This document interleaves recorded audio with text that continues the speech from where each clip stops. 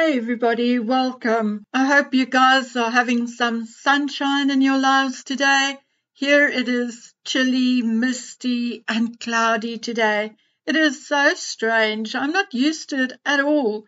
Where we moved from, which incidentally is only about 50 kilometers away, it was either very cold or very warm. These in-between cloudy days were virtually unknown or something we saw very seldom. Okay, so Harry's 40th birthday came and went, no major fanfare. Some news outlets briefly mentioned it, and a few completely ignored it. The Daily Mail even turned the knife deeper into his ribs by putting a photograph of William and Catherine on its cover and an extract from Catherine's brother James's book inside.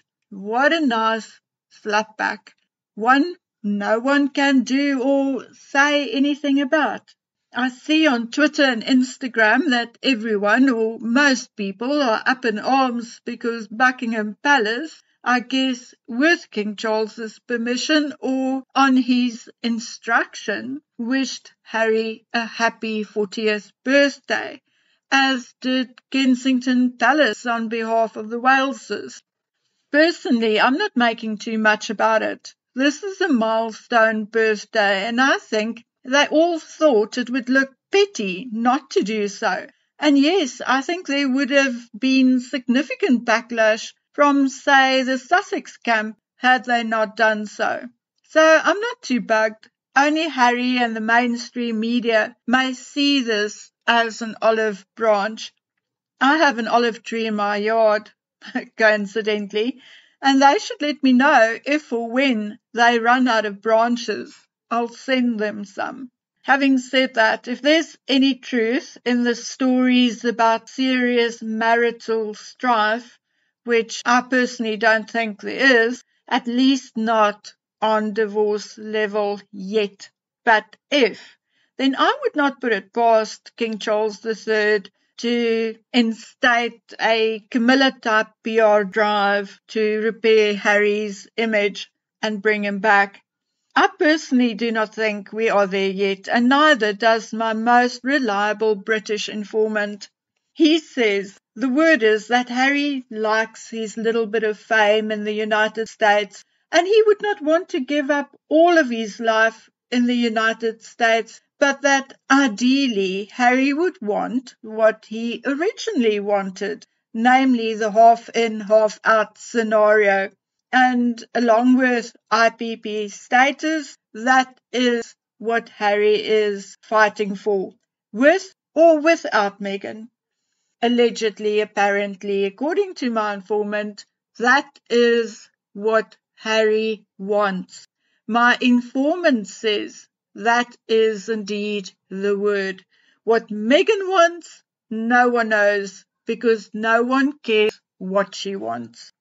My informant states that as far as he is aware, Harry will not get what he wants in this instance, not even from his father, who, as we all know, can be a little tone-deaf when it comes to what the public wants.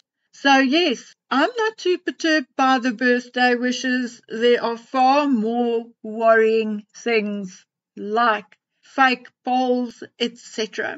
I think many publications are gaslighting their readers by pretending that it is all about the family, that if King Charles forgives Harry and William forgives Harry, all will be well, and Harry will be able to return to the family and the monarchy. But, number one, there is still Camilla and Catherine. How ready are these two women to forgive and forget? And what about Princess Anne? What about Prince Edward and Sophie? Do these publications think for 1 minute that their opinions do not count? King Charles needs them all, particularly since his cancer diagnosis.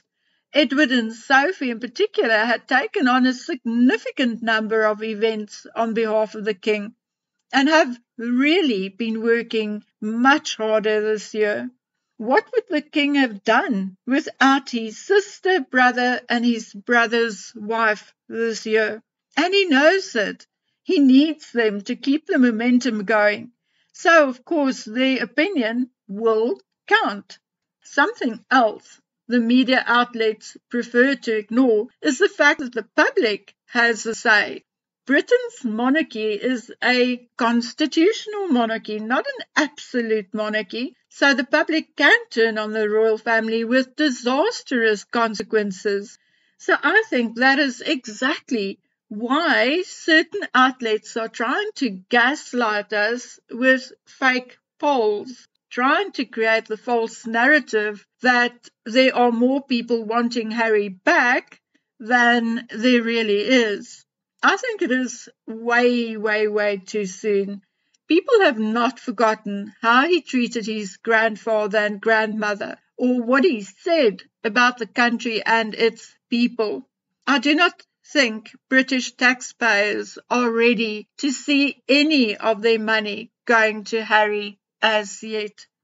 Okay, let's talk about the George Zafin, I don't know how to pronounce the surname, tennis tournament fundraiser for the Alliance for Children's Rights, which was held on Saturday, the 14th of September, the day before Harry's birthday, and which Harry and Meghan both attended. No, Harry was not photoshopped into the photographs. Harry was indeed there and seen by all the people who attended. How can anyone be so silly as to think that Harry had been photoshopped into the photographs and none of the 100, 200, 300 people who attended would not say anything? I mean, don't be silly. Harry was there, and they both took to centre court at one point as the presenting sponsors of the tournament via Archwell. You see, it is this kind of silliness which ticks me off, because it's the kind of fantastical stories which puts the so-called mixed community on par or on the same level as the Sussex squad. It really affects our credibility and makes it very difficult for the few who are really serious about justice and correcting the wrongs to actually do so. It is also the very reason why I only watch a select few royal or mixed channels these days, if at all. I, for instance, did not watch any mixed channel for the entire week after I got out of hospital. It also slightly upsets me that these kind of salacious fantasies like Harry was photoshopped in and the Markle family does not exist draws so many viewers. Don't you think such things may be hurtful or even upsetting to the Markles? Don't you think Samantha has suffered enough? No matter what you think of them, they each have lives of their own and don't deserve this. They did not marry into the royal family. Anyway, guys, Harry and Meghan attended the tennis tournament on Saturday in Los Angeles, and so it is very likely that the entire story about Harry going into the mountains with friends was a false flag planted by Meghan Markle. I'll see what I can find out, but I'm sure more info regarding Harry's actual celebration will surface soon. Just wait until William or Catherine says or does anything again, and then we'll hear all about his birthday party. Anyway, guys, I'm catching up as fast as I can. As you know, I'm not the latest news kind of girl, more of a what is going on in the background and why type of person. So this week, I really want to get to at least one deep dive.